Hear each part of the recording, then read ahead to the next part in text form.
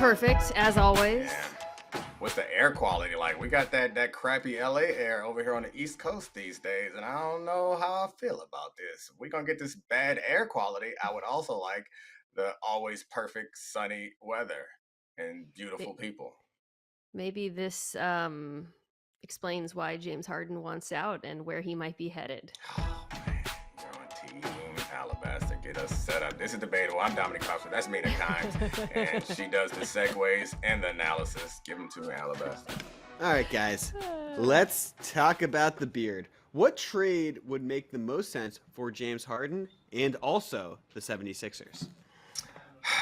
No trade. Well, I guess the trade that would make the most sense for James Harden is the one where he can go and not be dependent on in the playoffs. And I suspect that most teams that are interested in him are not expecting him to be that piece. So I know what you want me to say, Alabaster, because the group text, there it is, the Clippers. The group text was lit up with you saying he's going to be a key piece to the Clippers. And you almost convinced me that his slow pace matches with them and he won't be relied on except for in the regular season, which is when he is at his best. But I've been defending James Harden's postseason performance for a long time, and I'm sick of it. Like, I'm just sick of it.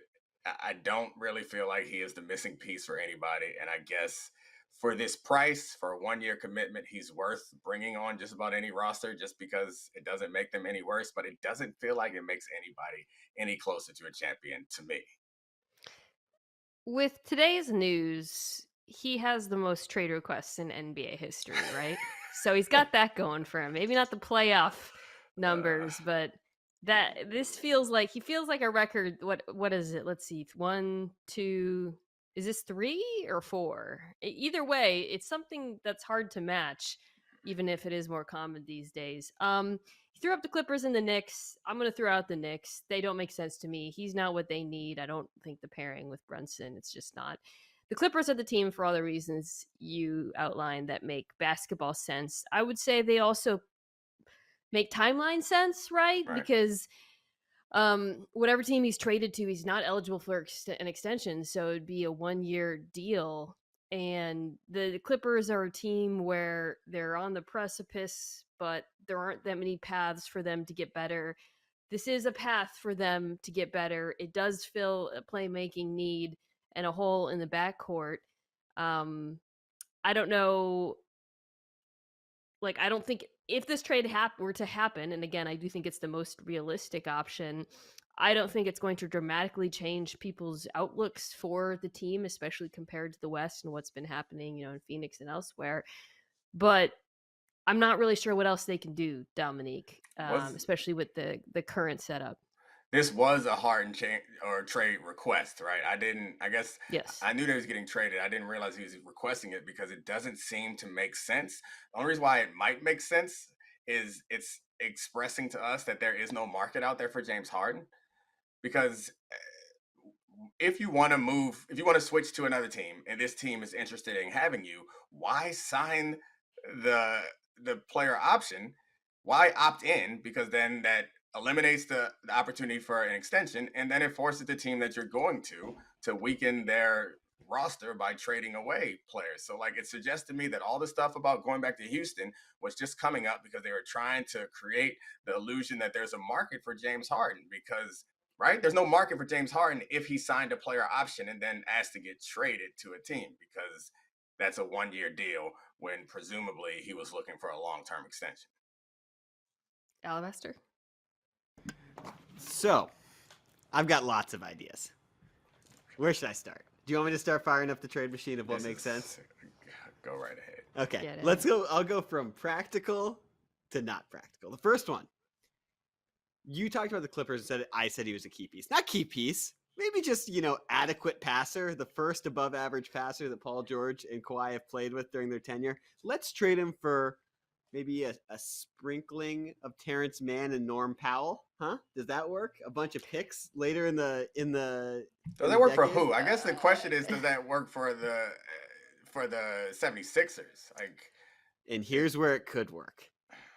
It's time for Damian Lillard to run from the grind. And they can take those assets and Tyrese Maxey and flip him for Damian Lillard. A 3-teamer where Portland gets a reset, a bunch of picks, the Clippers get Harden, you pair Embiid and Lillard, and we're off to the races. What do you think about that? What's the temperature among Sixer fans in terms of Maxey for Lillard? Because I would pause. I mean, I love Tyrese Maxey. Maybe I'm a little bit too high on him as a player. I'm not saying that they shouldn't do it, because I think there's also the question of what would make Joel Embiid happiest, and that's really important. But Maxey's like one of the whenever I hear Dame Lillard trades being thrown out there with Miami and Brooklyn, and most of that is picks, and then people inevitably bring up Tyrese Maxey. I'm always a little bit hesitant about that one. I don't know. I mean, I hear you. You could look at, we don't have to go far in this 3-team trade for the cautionary tale of trading Tyrese Maxey, because you got the SGA trade that happened to end up, and he's better than SGA was when SGA got. I mean, it's yes. So I don't know that I would agree with. I think I'd still just go for Lillard, in part because of what Steph Curry is doing right now. If we're to accept that Damian Lillard is the closest thing to a Steph Curry facsimile, that means that he has. I mean, you could argue that Steph Curry is still in his prime at 2 years older than Damian Lillard. If you could argue that you get Dame Lillard for 2 more years guaranteed, maybe 1 or 2 years after that of still contributing, you get his personality there, which seems like something that they could use and they missed when they got rid of Jimmy Butler. That seems like a risk worth taking, because the Tyrese Maxey, I agree. The Tyrese Maxey potential is still potential. You know what you're getting in Dame. You're getting no defense, but you're getting a killer on a. And he was incredible last season. So you probably do it. You're right. Especially, I do think you have to maximize things with Embiid pretty quickly. So, all right, former debatable member Pablo Torre, I'm in a group chat with him where, RIP, and / Sixers Homer, where we were talking about Sixers Clippers hypotheticals. And Charlie, we were throwing out in the group chat the names that you mentioned, the realistic ones. And Pablo said, well, what about Paul George? To which everyone replied, why would the Clippers trade Paul George? And his reply was, well, I think the Sixers are just going to really push for it. Great stuff, Pablo. Really. He sent me the same text. Oh gosh, that is Pablo analysis too. I missed that. I miss mocking that. Thank you for bringing it so we could all laugh on it. I fill up 15% of most shows back in the Pablo days with just making fun of his ideas. Daryl's really going to try to do it. Okay. Gosh, cool. Well, really if Daryl's going to try, yeah. I don't get. Does Pablo still get to be a Sixers fan? Because I think we're far enough away from the process. I know, we're so removed from the process. I know. His whole fandom was based on saying that he didn't kill the process and the process was a good thing. I think yes, as long as Embiid is on the Sixers, he's going to hold the torch. But if Embiid leaves, I think then he's free of it. Might. That was the question I was going to ask. Do you think this is going to be the beginning of the end for Embiid with the 76ers? Because they are maybe drawing dead of building more around him if they don't land the plane on this Harden trade.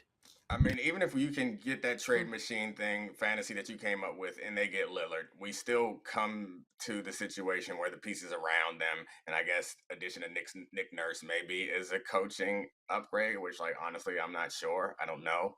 But and Tobias Harris, if they move him for some pieces, I think it's so far-fetched too, though, but I think that gives them a chance. But without that, I don't see the path to a championship outside of some catastrophic injuries in the playoffs on other teams. So, it kind of feels like at some point the best thing for Embiid and for the Sixers, if not this year, within the next few years, is break it up and retool, right?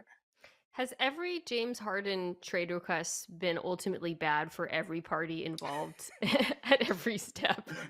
No. I guess the first trade he didn't request. The first trade from OKC to Houston was not a request, and that turned out to be a big win for Houston. But from then on, I don't think that it worked for anybody. Would you trade James Harden for CJ McCollum and just pair up Zion and Harden and call them the Disgusting Brothers down in New Orleans? Was that trade I did just for you to be able to say the Disgusting Brothers? And the money works. I don't really see how it works. We haven't even gotten to Kyrie KD. You shot your Disgusting Brothers comment too early, Charlie. You could have sat on that one and waited to play it later. I don't know. Are people really getting? I mean, I think James Harden on the Clippers makes sense. I Yeah. think it does make them a better basketball team if they can pull it off. Does it change my view of them in the broader landscape in the playoffs? No, but it makes sense. Okay, let's move on. Speaking of the disgusting brothers, Can't do it again. Too You already late. said it. Too You late. can't do it again. It got Dominique to laugh the second time. No, I was laughing at you. That's not fine. Not laughing. That's It's not fine. laughing at I'll the take a joke. pity laugh. What would your reaction be if KD and Kyrie reunite in Phoenix? There's no way this is real, right? Like, this is not a real possibility. First of all, Matt Ishbia, if that happens, is an absolute lunatic. And obviously, he was a college basketball player, and I'm sure dreamed of holding up the Larry O'Brien trophy at some point. And he's like, damn, I will spend every dollar I got to get as close as possible. And I'm not sure that Kyrie gets you any closer. Kyrie doesn't really bring the things that I would think this roster needs. They have people who can penetrate and pass, and they have people who can shoot and score. They don't really have a big man because I know they want to move on from Ayton. They don't like what they're paying him. So I'm not sure how Kyrie helps this team other than just being another offensive threat that you can't leave open and makes this team harder to guard. But how much harder to guard can they get? They got Bradley Beal as their third option. I don't think they need Kyrie Irving. And I think that he could make them worse because you never know what Kyrie is going to do or say. I mean, financially, it seems pretty challenging to pull off based on what even if obviously it'd be a sign and trade, but where it would put them with regards to the apron. But I don't want to talk about what's possible or even the basketball fit, which is dubious. Although it would probably break offensive records, which would be fun to watch. But then ultimately, they'd probably just lose to the Nuggets. I want to talk about Kevin Durant because I I find their relationship fascinating. Think about it. KD, he goes to Brooklyn. He puts together this super team. It's his team. Kyrie single-handedly, I put it all on him, not on James Harden, nukes the thing, right? And throughout all of it, Durant never really criticizes him. And then when Kyrie pushes his way out, he follows by pushing his way out. But he's got to really not want to play with him on some level after going through that. I understand he's never criticized him publicly, and in fact, if anything, he's criticized the Nets organization for not giving him Kyrie the deal or whatever, and how they handled his suspension. But I like, if you were Kevin Durant, would you not be like, "Ooh, do I really want this in my life again?" Even if I'm telling the world that we're still boys. Emotions are a powerful thing. We don't have the emotional connection. We are cold just looking at the actions. Things look a lot different when you're close to it. I can't speak for you, but I know in the course of my life, any close relationships I have, romantic and otherwise, my decisions are skewed when I care about people. And it's clear that he must care about him or there's something else going on that we don't understand. Because just looking at the fact pattern, there is no evidence that he should be interested. That Kyrie hit that one big shot. One big shot. I mean, he's a really good player, but outside of that, there's really not much evidence that Kyrie, which I guess that's not fair to say outside of a championship run and knocking off the 73-9 Warriors with a dagger shot. But in a long time, it's really hard for me to wrap my head around giving up the assets required and the flexibility required to add Kyrie Irving to a team. I would get it if the problem with your team was, hey, we really need a point guard that can get to the basket and finish the rim anytime he wants. But no, we don't need that. We got guys that can get to the basket and finish at the rim anytime they want. And shoot. This feels far more like a leverage play than it does Yeah. an actual realistic. And I think it's a leverage play because you saw the quote from Brian Whithorse that Alabaster just put up from him on Get Out, where he said there's not really a market for Kyrie. We know that Kyrie wants to get paid. That's why ostensibly Kyrie ultimately did push his way out of Brooklyn. He wants to get paid. But other than Dallas and Wendy throws out the Lakers, which again financially doesn't really make sense. Who is giving Kyrie the max? And if no one other than Dallas is, why is, I mean, I guess Dallas has no other real options at this point, but I mean, if that's Kyrie, contract is gonna be. I mean, yeah, I sorry. guess your point, if Kyrie has no leverage, then Dallas shouldn't have to pay him. But the problem is the only thing, or at least the problem from their negotiating standpoint, is going to another team is not Kyrie's only leverage. A disgruntled Kyrie is a problem. An unhappy Kyrie is a problem. It's a weird place to be when you're negotiating with someone that you feel like is a bit volatile, that you also feel like you need. They should have never traded him for him in the first place. Alabaster, is that what you're Well, coming in to say? no, that the question I want to push forward a tiny bit. Would it be a bigger mistake for the Mavericks to pay Kyrie Irving or to just let him walk? Yeah, and this is one of those complicated questions because what does Luca want me to It's the do? Luca question. Yeah, it's right. It's Yeah. similar to. It's funny, the NBA discourse, like, because like the first question was really about Joel Embiid. That question is now about Luka. Like, there's really like 8 guys who matter, and the question is just like, can these teams keep them happy? So many of these discussions boil down to that. I mean, you just, yeah, Alabama, you just threw up this number. When Kyrie and Luka played together, the offense was actually incredible.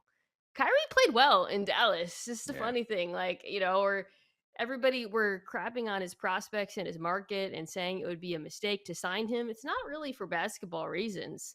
Like, that team lacks obviously depth and defense for reasons that preceded Kyrie Irving's arrival, but um purely basketball. Like, if he was somebody who you knew was a reliable presence, I think we would agree. Yeah, it makes sense for them to keep him. I mean, there's still problems with the makeup of this team, but in terms of like keeping Luca, what we saw from them on offense together, sure, give him the deal. But we're hesitant for like very obvious and legitimate reasons, and I think they should be too.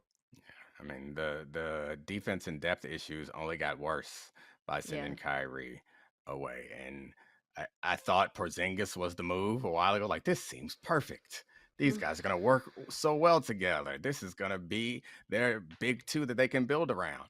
And to go from that to this doesn't feel as promising as far as a match works. But yeah, I mean, neither those guys do a lot of things that are similar, and neither of them play defense. And it just doesn't seem to work. But they don't have a choice. They don't have a choice. If Luca says so, you make it happen. What a time. What a time. Let's move on to some football. Got a couple. What are the chances for you? First one, and we got a soundbite. What are the chances Jerry Jeudy is right and Russell Wilson is going to have a big year? Just his mentality, man. Russ is a soldier, so just the way he handled his business, the way he handled situations, I just know the type of guy he is and stuff that he can overcome. And in a situation like that, that don't put no fear into a man's heart. So, and I know that this year is he got a big year. Okay, so I actually, you put that stupid picture up. All right, so while we were listening to that, I actually thought a better question is, what are the chances Jerry Jeudy believes what he's saying? Because I think the chances that he improves and is better, like, I mean, that's Well, wait. Big year is different from he improves. right. Yeah. The chances that he improves are pretty high because last year was bad. The chances that you have a big year are like, I guess my idea of a big year is the team have success. The team is still loaded on defense. They still have a pretty good offensive line. They still have great wide receivers, and they've added one of the best coaches in modern professional football. So the chances that they get better, they're there. The division's still tough, but like there's a chance that a player who has played really great in the history of this league has had a bad season and a half. He's paired up with a great coach who's used to calling plays for shorter quarterbacks. Like there's many reasons to believe that Russell Wilson will have a big year. But you think Jerry Jeudy really believes that, or he's just telling us with the microphones in front of his face during the summertime, what every team tells us about every player? There were also Jerry Jeudy trade rumors going into this offseason. If you remember that, it's been trade rumors around him for a while. I'm gonna choose to read this question as being Russell Wilson specific, and I'm going to give it a 20% personally. I respect the concept. But I say that as someone who thinks for all the reasons you just laid out, the Broncos will be a lot better. I think the defense is still good. I do think losing their defense coordinator, Jerry Evero, hurts. But, dude, Sean Payton, like, I don't think people understand. I'm doing a straw man thing. I love straw man. It's possible that some people have forgotten how unbelievably good he is at coaching. I like that you went from the straw man to the Roy Jones argument of y'all must have forgot. I appreciate that. I mean, do you remember what late career Drew Brees looked like? I do. He couldn't throw the ball like more than 15 yards. And it was manufacturing offense. One of the most efficient offenses in the NFL. Teddy went 5-0 with Sean Payton. Taysom Hill had some big games with Sean Payton. So can he gin up a better offense with Russell Wilson? Absolutely. The other thing about the Broncos, our colleague Bill Barnwell does these great predictions every year for teams that'll regress and teams that'll get better. And one of the things he looks at, like for example, scores in close games is a thing, is injuries. And Football Outsiders does these adjusted games lost, basically looking at how injured teams were, really looking at the players and their importance. The Broncos were the most injured team in football last year. It kind of flew under the radar because LOL, everything else about this whole situation. But they lost Tim Patrick. Jerry Jeudy didn't play stretches. KJ Hamler missed half the season. Half of their offensive line was banged up. So they not only are likely to be healthier, but they added a lot of reinforcements on the line. What you're bringing up, which is important, it is the value of going from a medium coach to a great coach is huge for any team. But they didn't have a medium coach last year. If you guys remember, we opened the season watching Nathaniel Hackett demonstrate that he did not understand. And it got so bad that they went and got Jerry Rossberg and was like, hey, sir, who has never been a head coach in this league, come on over here. Domonique, did I tell you where and how I watched that game, the Broncos Seahawks opener? Maybe I did. Don't know. So I watched it at the house of our colleague, Elle Duncan, because I was in Bristol, whose parents are diehard Broncos fans. Elle's a Broncos fan too, right? Elle is quietly a Broncos fan. She doesn't really advertise it that much, but she is. And her parents are like, jerseys, like all like it's. So you've watched football with me before. I just want you to understand the level of restraint it took me watching that game in particular with her lovely older parents the entire time. I was like, then when they kicked the field goal, I had to leave because I didn't want them to see me. I was just tears down my face. Anyways, shout out to Elle Duncan's parents, who are wonderful. That was so respectful of you. Thank you. Yeah, and you know how much that took. Yeah. What's next, Alabaster? All right, last one. We got another clip. What are the chances that you would watch the enhanced games? All right, another clip. Play it. I am the fastest man in the world. But you've never heard of me. I don't even know who he is, but I can already tell you that's not true. Not the fastest man in the world.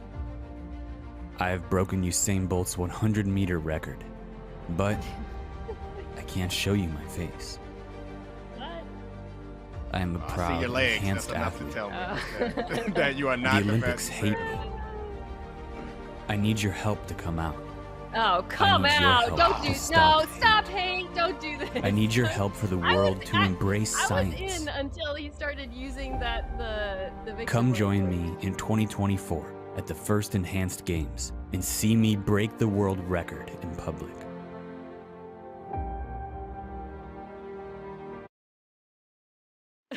So hold on.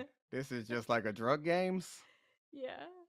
Oh my gosh, this is absurd. Like, so I am not going to say that I am a horse racing fan. So for the millions and millions of horse racing, I'm going somewhere with this. Millions of horse racing fans out there, I'm sure you're going to be mad at me for not understanding the full context of all of this. But they put lots of drugs in them horses so they can go fast, and the results are never good. This scares the shit out of me. I imagine that maybe some of my fear of drugs is a result of being like of people trying to scare us straight. But that's enough for me. We good. I don't need nobody cheating to entertain me. It's absurd. Do you watch the show The Boys on Amazon Mm-hmm.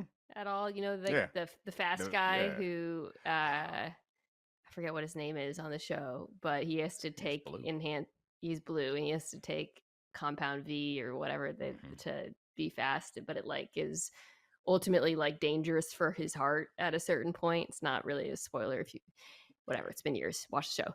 Anyways, I think that's what's so scary about this, because this isn't really about the athletes, it's about the scientists and basically who's making the best drugs. And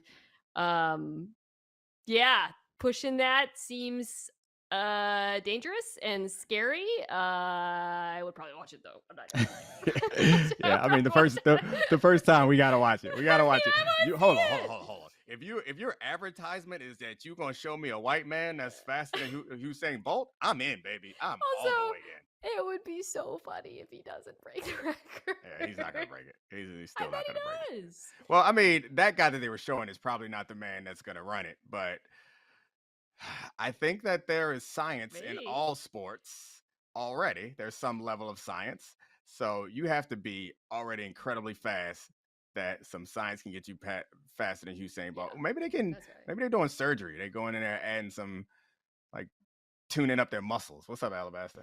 I mean, isn't this kind of just like the Tour de France from the early 2000s, the Olympics with Ben Johnson, a home run derby with Barry Bonds, Mark McGuire? So Aren't I you think a little bit in on it, just a little bit. no. We both said that there's that voice again. We both said that we would watch it, but I think the difference is that the point that Mina was making is that it's a competition, whereas though it's a competition solely on the drugs, which it like pushes you to push the limits to a degree that maybe you wouldn't have in sports, because there's some limit on how far you can push the science in sports because there is testing and you can't get away with everything. In this, they're like, hey, you know what? F it all. Just make them as fast as possible. Yeah. And the winner is the person whose scientists push close enough to the limit without making their heart explode like the compound V does. Notice, like, Domonique and I weren't trying to make the argument that, like, sports are pure and this has never happened and how dare they. We're making the argument that this is about scientists trying to come up with the craziest possible drugs to push the human body to its ultimate limit. That's what's scary about this. My moral objection isn't that the sanctity of sports and all of that, whatever. I don't want, obviously they shouldn't be competing. There's a reason these rules exist. My moral objection is that's scary as hell. Like, I don't want to watch a drug competition. I don't want to watch a steroid off. Like, well, I want to watch it. I want to watch it once, but I don't want it to keep. I don't know what other kind of enhancement. What if there's some funny enhancements though? Like, what if there's like a dunk competition, but it's guys with like enhanced legs who are really tall? So stupid. Remember that when that was a thing, when a bunch of men were like getting themselves surgically leg implants? Yeah, lengthening. I want to see a bunch of 5'7" dudes who are suddenly 6'7" break their legs while trying to do a dunk contest. That is awful. Like, maybe you could get supervision, like super high powered contacts. LASIK. I don't know what that would help you in.